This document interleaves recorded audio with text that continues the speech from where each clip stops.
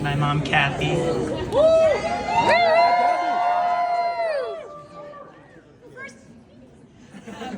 First, I just want to thank everybody for making the trip here to San Diego to, this, can you hear me okay? Closer? Can you hear me now?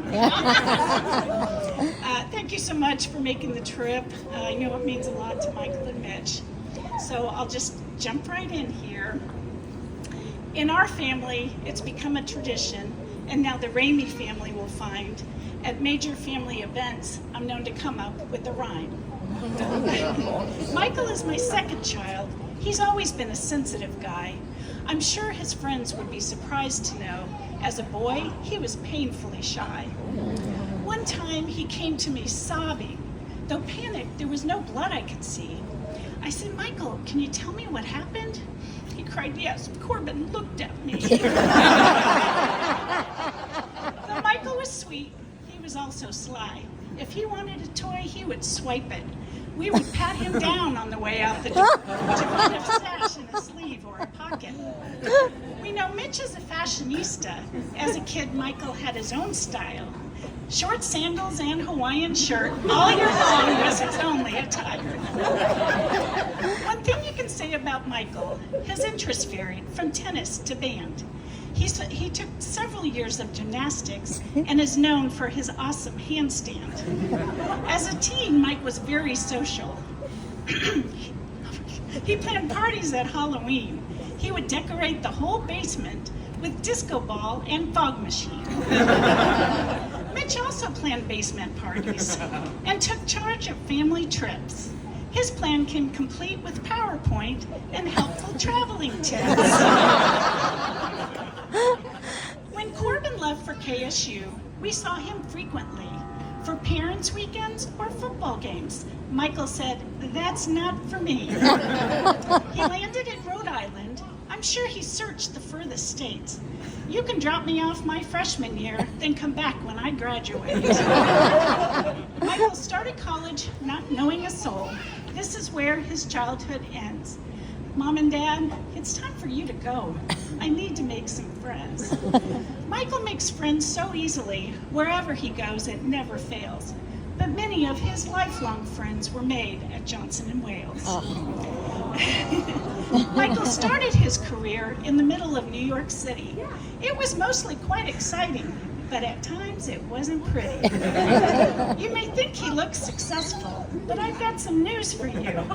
His path was full of challenges.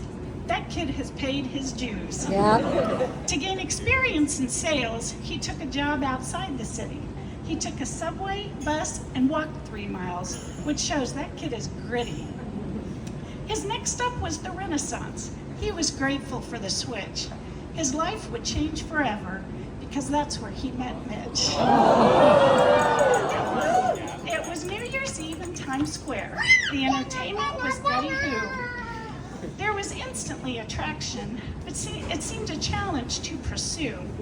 At least at first, Mitch turned Mike down. He was heading for LA. A romance seemed unlikely, with them living far away. Michael is persistent, or maybe he's hard to resist. Either way, they agreed to that first date, which led to that first kiss. They saw a comedy show in Chelsea, Michael's standard first date play. A sense of humor is important. Clearly, Mitch felt the same way. Mitch said he was smitten, but Joey and Lucio had to approve. A Friday RuPaul's Drag Race was his obvious next move. They were skeptical at first. They had to give him the once-over. But with time, they grew to love him. Michael finally won them over. Mike and Mitch continued dating. Let's just enjoy this while we can.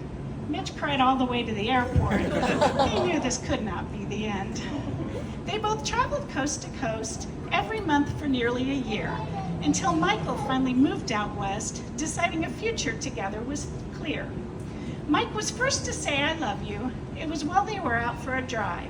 Casey Musgraves was singing a love song as they cruised down I-95. On date night, they both loved to try the coolest restaurants in LA. Oysters at Dudley Market is also a mainstay. In In some ways they are similar. They like to organize and plan by spending birthdays in Hawaii or their engagement in Japan. Mitch loves that Michael makes him laugh, though some jokes make him groan. Mike's a great communicator and pushes Mitch past his comfort zone. Mitch creates an inviting home. It's a happy place to stay. He has culinary talent, which Michael savors every day. They share between them core beliefs. Communication is the key. Be surrounded by those who support you, show respect and honesty.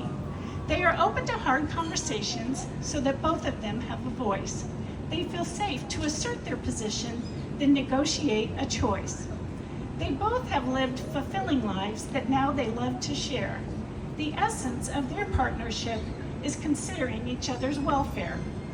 In describing their happily ever after, on this they both agree. We hope to wear our passports out, finding adventures in every country.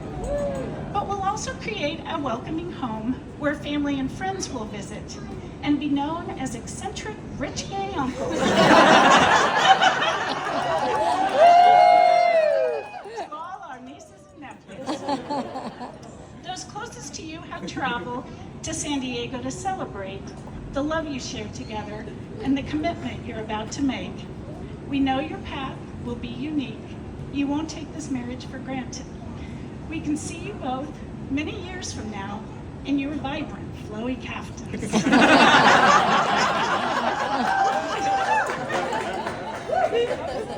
To conclude, I'd like to make a toast. I'll speak for everyone here. We wish you years of happiness. Please join me in saying cheers. Cheers.